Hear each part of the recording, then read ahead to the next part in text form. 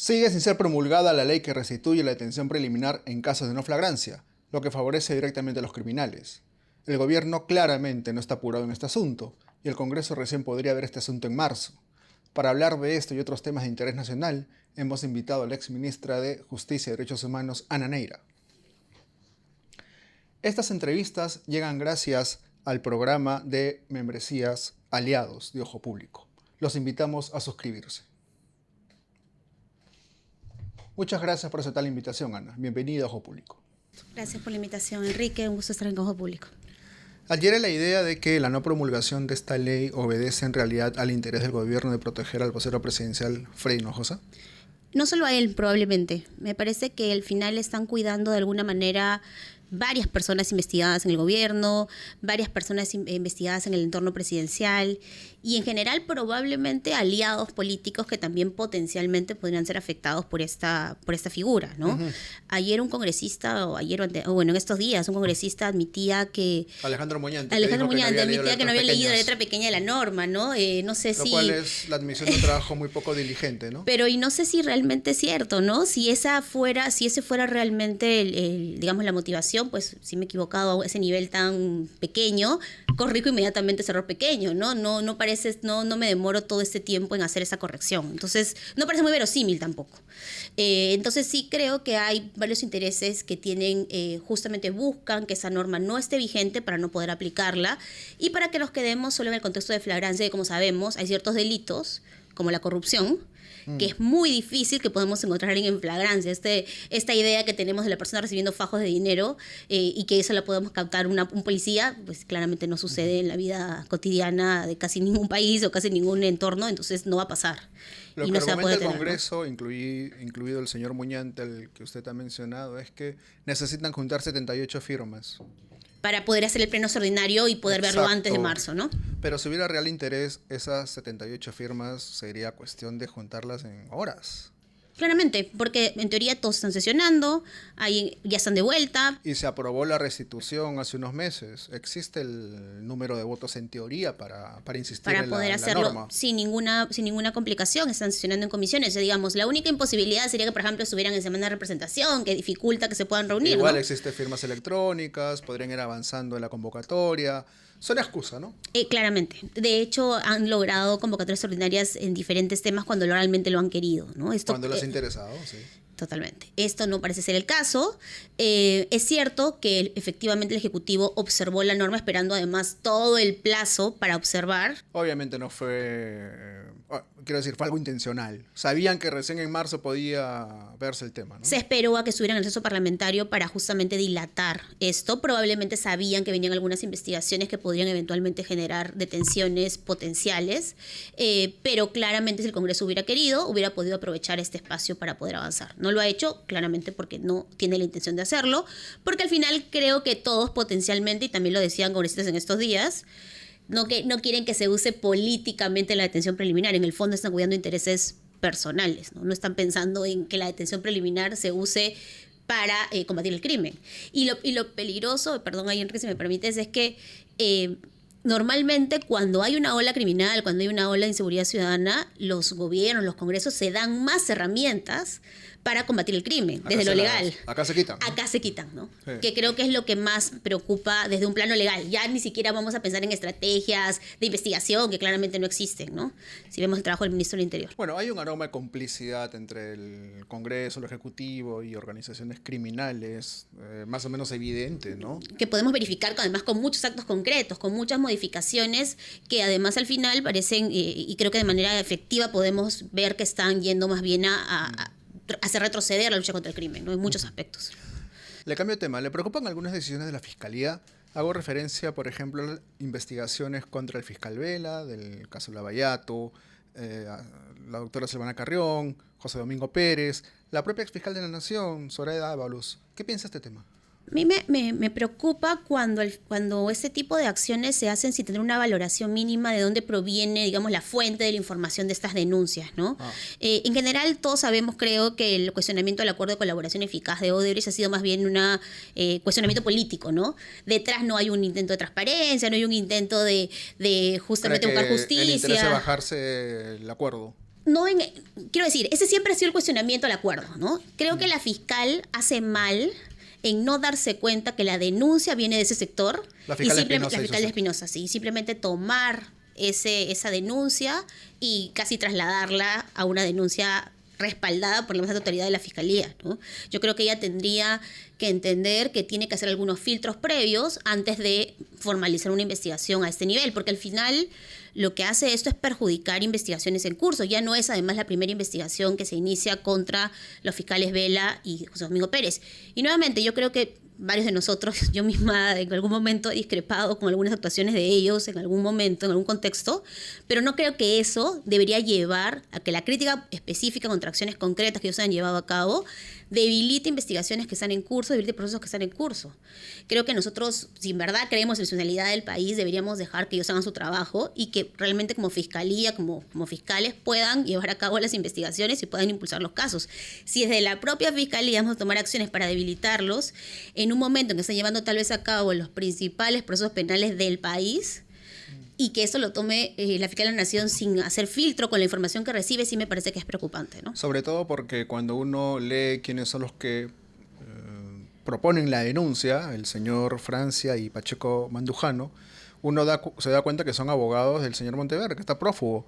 Entonces, claro, uno alza la ceja. Que es un poco, claro, creo que ese no verificar la fuente de donde viene esta información, creo que es un error, ¿no? Creo que ella tendría que poder diferenciar eso, ¿no? ¿No está funcionando ahí el Ministerio Público como una mesa de partes, básicamente? Lamentablemente creo que el Ministerio Público muchas veces cuando recibe denuncias tiene la tendencia a inmediatamente admitir la denuncia, iniciar la investigación. Para decir... Nosotros a todos los investigamos, Ajá. todo verificamos, ¿no? Pero yo creo que hay que cuestionar ese rol de la fiscalía, ¿no? Yo creo que la fiscalía tendría que ser capaz de diferenciar cuando una determinada denuncia tiene indicios suficientes para admitirla y cuando otras simplemente son disparates, ¿no? Pienso, por ejemplo, en el caso de Paolo Ugaz, que se le habla una investigación por mails que eran en realidad archivos en Word, ¿no? Creo que tendría que ser capaz un fiscal de diferenciar cuando estamos hablando ante un documento que tiene una verosimilitud suficiente para investigar, de cuando estamos hablando pues simplemente algo fabricado para perjudicar personas. ¿Se puede hablar de un acoso contra el equipo Lavallato? Bueno, hemos visto muchos actos en ese sentido, ¿no? No me atrevería a decir que la fiscal de la Nación quiere en este momento acosar al equipo, pero sí creo que hay diferentes sectores de la población que sin duda quieren a Rafael Vela y a José Domingo Pérez lejos de toda investigación vinculada con la señora Fujimori y con muchas personas vinculadas al caso Odebrecht. ¿Y podría caerse el caso Lavallato si esta situación continúa? Bueno, en este punto estamos en un culmen bastante complejo del caso, empezando por todo lo que ha ocurrido con el señor Arsenio Orey, con el propio caso de la señora Fujimori, ¿no? Yo creo que mucha gente especula que es altamente probable que la decisión que ahora se ha logrado revertir provisionalmente al final va a confirmarse en la segunda instancia y el caso finalmente va a pasar a foja cero, ¿no? Yo no soy especialista en penal, con lo cual no me atrevería a hacer esa especulación, pero sí he visto a muchos especialistas que cuestionan el modo como se ha formulado el caso, que cuestionan el modo de la acumulación, que les parece muy complejo cómo la fiscalía ha actuado, ¿no? Creo que también se está usando, me parece equivocadamente, el proceso constitucional es para perjudicar procesos penales y eso creo que no es su objetivo, no debería ser su objetivo. Claramente no debería serlo. Y en ese sentido también esta idea del garantismo usado para beneficiar a investigados es equivocada. Habrá que ver qué pasa con la segunda instancia, pero sí veo que estamos en un momento en que si los fiscales que han investigado este caso y lo que lo conozcan con el principal, digamos, detalle y tienen toda la expertise y lo han avanzado, de repente salen y estamos en este momento tan crítico, creo que lo más probable es que el caso se vea terriblemente perjudicado y habrá que ver si logramos reconstruir eso, que lo veo bastante complejo. Dina Boluarte, la presidenta, ha dicho el miércoles, muchas ONG financiadas con dinero internacional priorizaban los derechos de criminales, mientras la policía y las Fuerzas Armadas están abandonadas a su suerte. Se está subiendo un poco este discurso contra ONGs. ¿Usted considera que las ONGs en realidad priorizan los derechos de los delincuentes? Claramente no. A mí me preocupa mucho que la presidenta tenga ese nivel de discurso claramente desinformador, ¿no? Y además es triste porque creo que todos recordamos este libro que finalmente ella es sancionada por plagio. Es un libro sobre derechos humanos, ¿no? Sí. En que supuestamente ella analiza su protección y lo hace además en un contexto de inaugurar una maestría sobre derechos humanos, ¿no?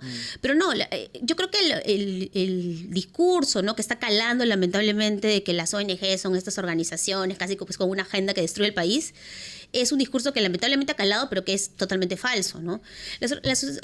Son asociaciones civiles básicamente que reciben fondos con una finalidad, ¿no?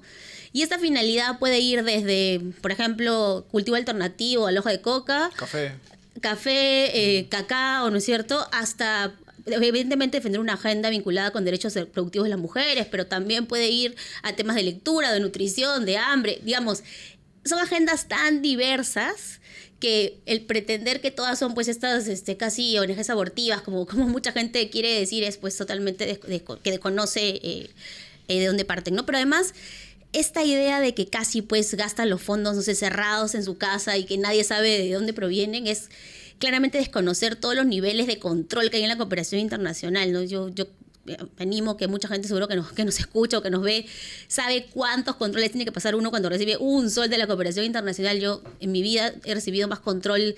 Cuando he recibido un sol de la cooperación internacional, creo que se llenan como 10 informes, 20 cosas, casi que probar el lapicero que te compraste con el sol que te dieron, ¿no? Y eso está bien, porque finalmente ellos te dan un dinero con un fin. Y además no es que te lo regalan, o sea, no es como que el dinero esté en el árbol, sino que uno postula un fondo, ¿no?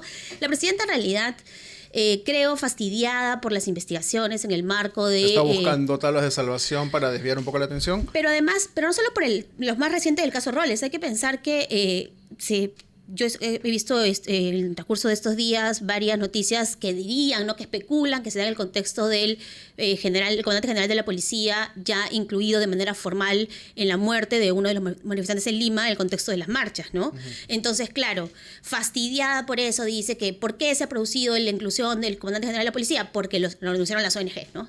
Entonces, las ONG culpables de todo. Y no sé si en realidad, si... ponemos a ver un poco el esquema mayor de las cosas. Uh-huh. Normalmente, ¿quién denunciaría a un policía que haya usado la fuerza en exceso en una marcha? La Defensoría. En teoría debería hacerlo, pero no sé si lo haría en esta situación. Es el tema. Normalmente el contrapeso vendría de una institución pública. En teoría. Pero ahorita esos contrapesos no existen. Entonces, de alguna manera, y esto es algo que pasa no solamente en el Perú, sino a nivel mundial, cuando los contrapesos institucionales públicos fallan, porque ya no hay defensoría, porque ya no hay instituciones... Tiene que actuar la sociedad civil. Exacto. Ajá. Y entonces yo creo que ese rol es un poco el que molesta, y frente a eso es que salen ese tipo de discursos también, ¿no? Ahora, son elementos distractores. También recuerdo que recientemente, sin nombrarla directamente, hizo alusión a Susana Villarán, ¿no? Dijo que a ella no le han roto su puerta, como a ella sí. Me imagino que a ella se abrió la puerta cuando fueron a verla, sospecho. Porque creo que varias veces han entrado a su casa, me parece también, ¿no? Eso sí no lo sé. Ahora, ¿le parece que existe un acoso en contra de Boluarte como ella, ministros y cercanos están alegando? Lo que pasa es que yo creo que ella no entiende cuál es su rol, ¿no? Un funcionario público... No ha entendido bien que es una funcionaria de alto nivel. Es que, claro, ella creo que quiere solamente las prerrogativas... todas las gollerías que te da el cargo, pero no entiende también que el cargo también trae un control, okay, ¿no? El estándar, digamos, internacional frente a un funcionario público es, claro, tú tienes una serie, puedes tener, pues, no sé, seguridad y facilidades, pero también tienes un mayor escrutinio público. Por eso que la prensa, y esto es algo que lo sabe todo el mundo, que más o menos tenga un cierto conocimiento de cómo funciona la prensa en el mundo, tiene mayor capacidad de escrutinio frente a un funcionario público y más un funcionario público del más alto nivel. En estándares como el Tribunal Constitucional Español o Argentina o la Corte Interamericana, se ha dicho de manera expresa que tienen que aceptar hasta la humillación en público porque la prensa tiene una potestad de casi decir lo mal que has hecho públicamente con toda la potestad que quisiera. Claro, sí dicen expresamente que no te puede como insultar, ¿no? Pero sí puede exponer todo lo que haces y cuestionarte porque ese es tu rol. Ellos te pagan a ti recursos públicos. Uh-huh. E incluso se ha dicho como estándar también interamericano que si tu vida íntima, tu vida privada, impacta de alguna forma en tu vida pública, eso se puede hacer público.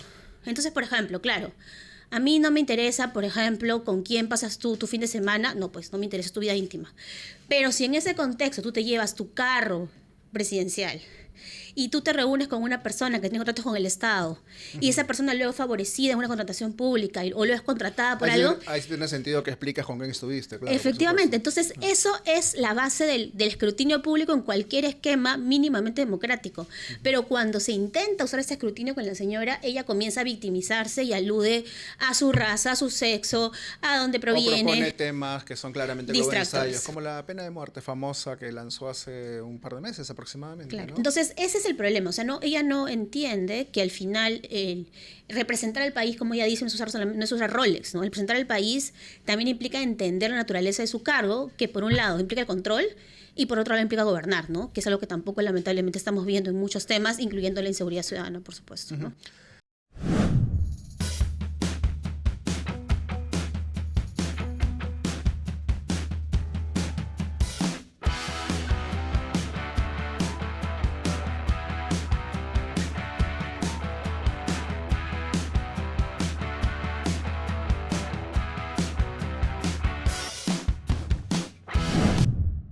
El Tribunal Constitucional ha convalidado la ley de protección policial frente a detenciones preliminares o prisiones preventivas.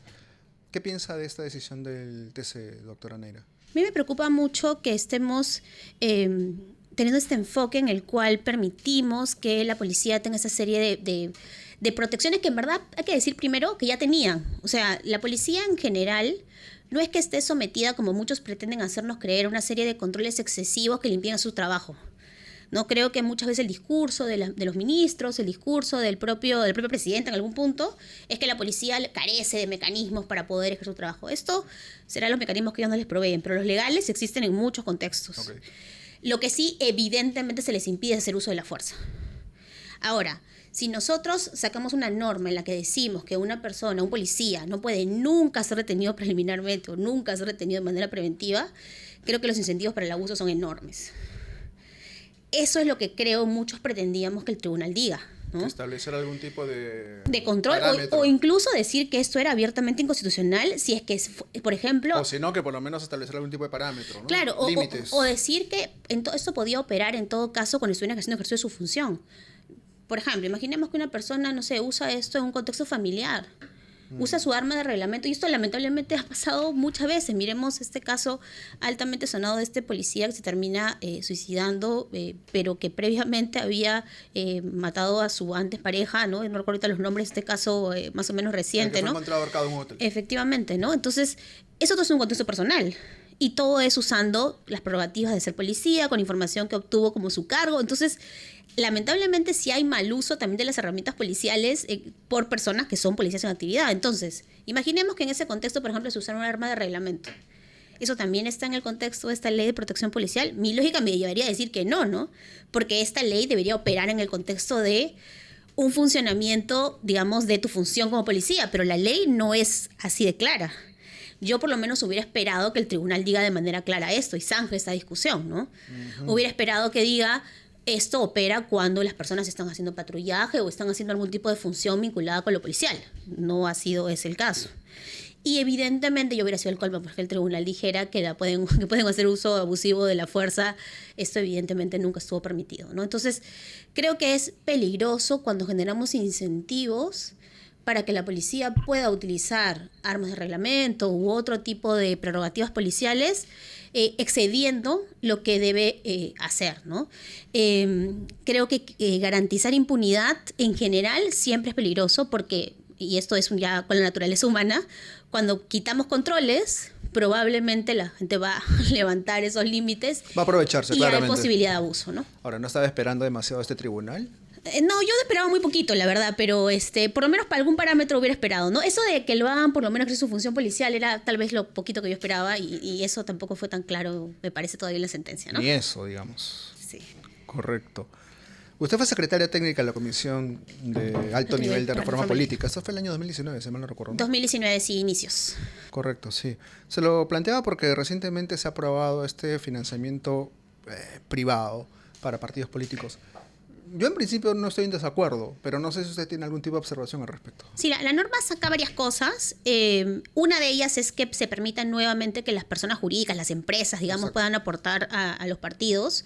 Yo también, a pesar que soy impopular, tampoco estoy Sí. necesariamente en desacuerdo. Pero creo que cuando uno lee la norma, sí percibe ciertas zonas oscuras, grises, que podrían ser aprovechadas por los partidos para ocultar Sí, dinero. yo creo que el problema de la norma no es esta propuesta solita, sino el global de lo que se ha aprobado, ¿no? Por ejemplo, ¿no?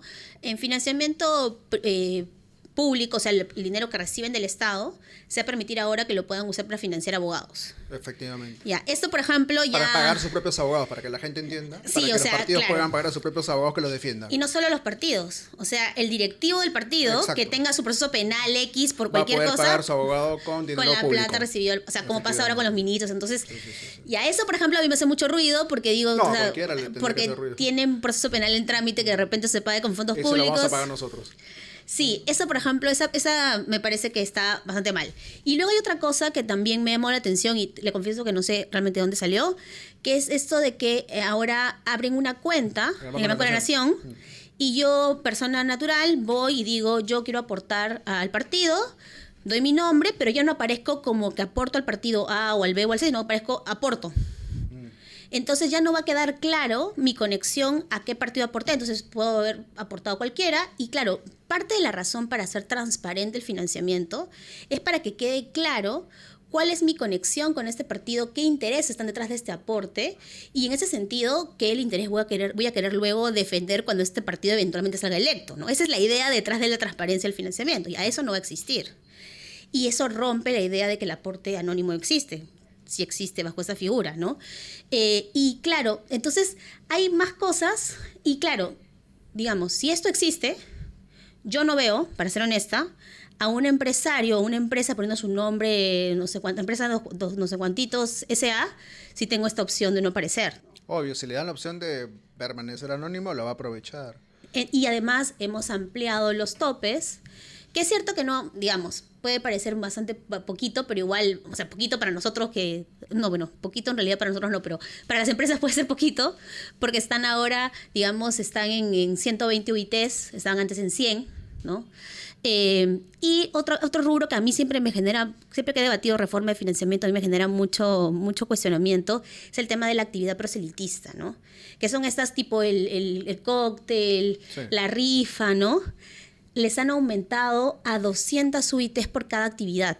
Que ya se han utilizado antes, bueno, está el caso cócteles, en fin, para Claro. tratar de pitufiar dinero, ¿no? El problema, exacto, el problema es además que antes tenían un tope menor, lo comenzaron a subir y estaban en 100, y ahora les han puesto 200 por actividad.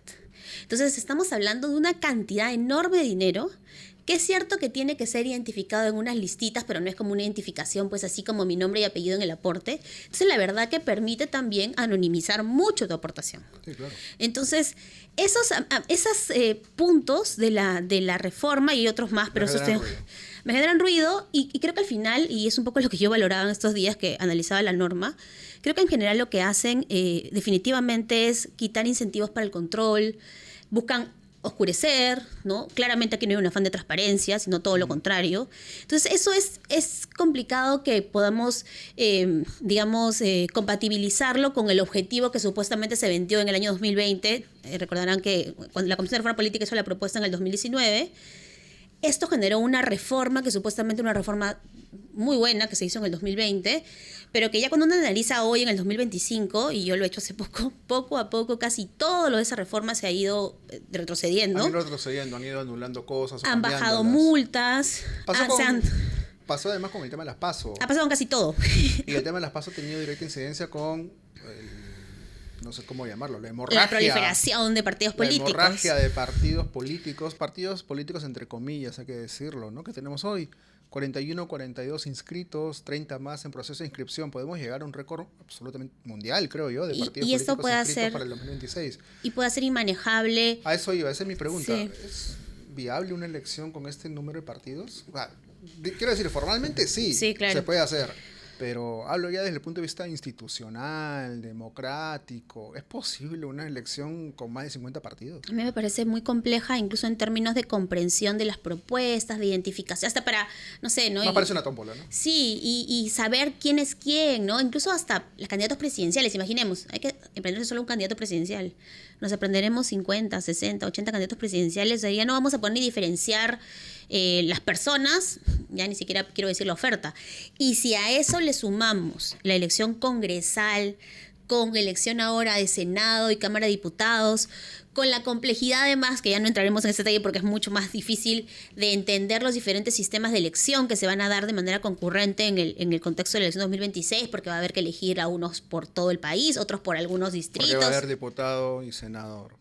Exacto, pero además va a haber algunos diputados que elegimos todos, o sea, todos los peruanos como todos a esa bolsa, otros que elegimos solo por nuestro lugar de donde somos, o sea, va a ser como complejo, ¿no? La doctrina, digamos, los analistas señalan que cuando complejizamos la elección, las posibilidades de voto nulo se incrementan. Y además también las posibilidades en algunos casos de abstención en algunos espacios, ¿no? Porque la gente no entiende cómo tiene que votar y entonces podría eso también afectar. Ahora, hay un sector político que le achaca precisamente a la Comisión de Reforma esta proliferación de partidos. ¿Qué responde? Yo creo que no, porque la reforma, bueno, tenía 12... ¿Cree que no o no? No. Lo pregunto. Sí, es cierto, es cierto. La duda mata, dicen, ¿no? No. Fernando, el presidente de la comisión, ha sido Fernando muy Tosta, sí, Fernando Tosta ha sido muy contundente con esto. Y nosotros a veces lo hemos dejado un poco solo en la batalla, pero la verdad que yo a veces me siento un poco corta porque yo no era miembro de la comisión, sino secretaria técnica, pero valga la oportunidad para aclararlo, ¿no? Claramente no, porque la comisión planteó 12 propuestas, empezando por ahí, ¿no? Y parte de la idea de la reforma política es que sea integral. ¿Por qué? Porque la idea es que las propuestas se vayan imbricando y funcionen como un todo, ¿no? Entonces, por ejemplo, ¿qué achacan?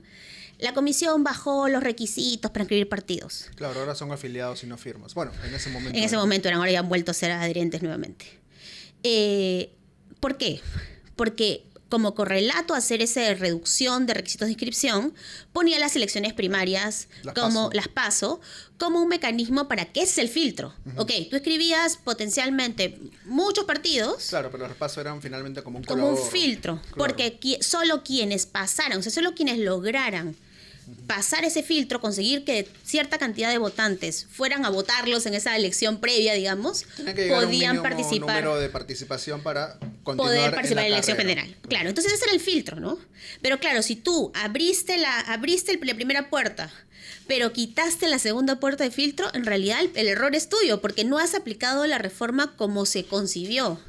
El problema del Congreso es que hace pues esta selección así de propuestas que no son integrales y luego culpa, en este caso a la comisión, pero así a muchos otros, de los efectos, ¿no?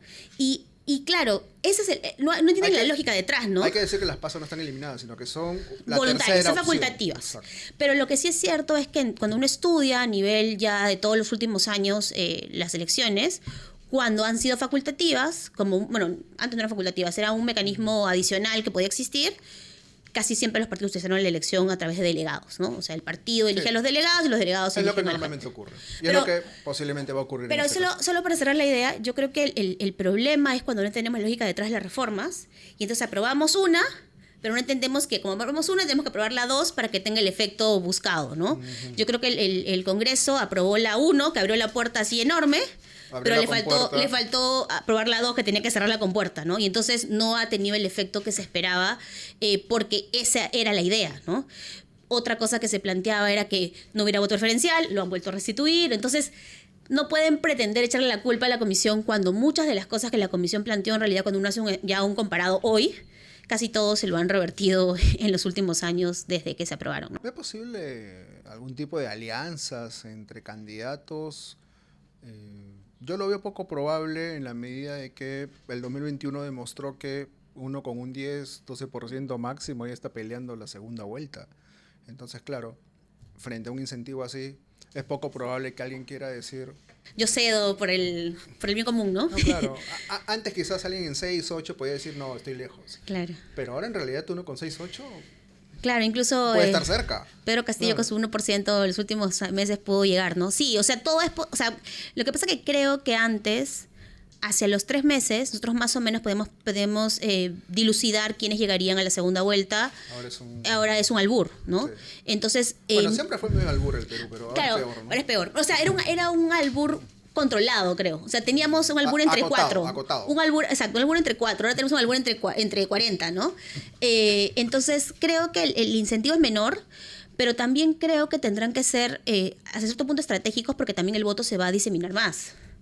Entonces, creo que si no logran, por ejemplo, ¿no? Por decir algo, tanto a la izquierda como a la derecha, no logran como focalizar su esfuerzo, el peligro es que el otro lado sí consiga focalizar y entonces capte el pase de segunda vuelta, que es un poco a veces lo que le pasa a la derecha, a veces le pasa a la izquierda, digamos.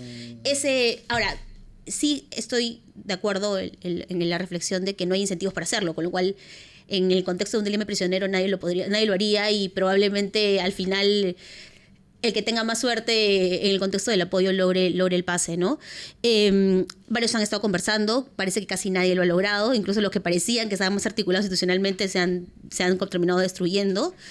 Además, hay que decir ya en términos legales, no hay incentivos para formar alianzas, ¿no? Porque antes yo formaba mi alianza, aunque sea para quedarme inscrito como partido, porque yo tenía que tener un porcentaje adicional. O sea, mejor dicho, yo tenía que, si me formaba como alianza, tenía que tener un porcentaje para poderme mantener mi inscripción vigente, ¿no? Ahora ya no. Igual tengo que tener mi 5% solito si soy en alianza. Pero antes era peor, porque por cada partido de alianza te sumaban 1%. Ahora ya no. Eso se lo han quitado. Lo han quitado. En teoría, podría ayudar a que haya aunque se quieran juntar, los que sean afines para sumar sus votos. Pero en teoría. Porque sí creo que la mayoría más bien quieren, la mayoría que ha formado partidos quiere liderazgos personales. Exacto. Y va a ser complicado que quieran ceder por el otro. Esa es mi sensación. También tengo la misma percepción, o sea, creo que cuando uno ve la lista de partidos se da cuenta que los fundadores casi todos quieren ser o el fundador o alguien afín que es el candidato presidencial. Y eso creo que al final lo que va a repercutir es en el electorado, ¿no? Porque no va a saber por quién votar. Le tengo que hacer esta última pregunta. Usted fue ministra del gobierno de Martín Vizcarra, está enfrentando procesos judiciales complicados y también está esta inhabilitación del Congreso que no le permite postular. ¿Qué piensa de su caso, doctora Neira? Bueno, yo tengo muchos sentimientos con ese tema a nivel personal. A nivel personal, porque claramente hemos trabajado juntos y me da pena lo que ha ocurrido, sí, pero sí creo que toda persona que ha cometido un delito tiene que evidentemente... Cada vez que pasan más cosas, yo tiendo a sentir que hay más indicios para que eventualmente pueda ser condenado. Lo último que salió, la verdad, esto de que no ha sacado dinero mucho tiempo de sus cuentas, me pareció algo que realmente me parece que genera muchos indicios para sentir que hay altas posibilidades. Para que la gente entienda, no movió mucho dinero a sus cuentas y aún así puedo pagar la hipoteca. Sí, ¿no? Eso que es un poco la última información. Igual tendrá que defenderse. A nivel personal, por supuesto, lamento mucho que esté en esa situación, pero creo que como toda persona que comete un delito, que está siendo investigado, tiene que responder ante la justicia. Evidentemente no creo, a pesar que él lo diga, que va a llegar a poder postular en el 2026. Me parece que eso es altamente improbable, sobre todo cuando ha perdido instancias nacionales ya. Pero sí intuyo que él va a querer seguir postulando, probablemente, y seguro él enfrentará sus mecanismos legales, habrá que ver si los logra, ¿no? Sí creo, y esto sí también para hacer el balance, que probablemente si él tuviera más apoyos en el Congreso no estaría inhabilitado como pasa con varios otros, ¿no?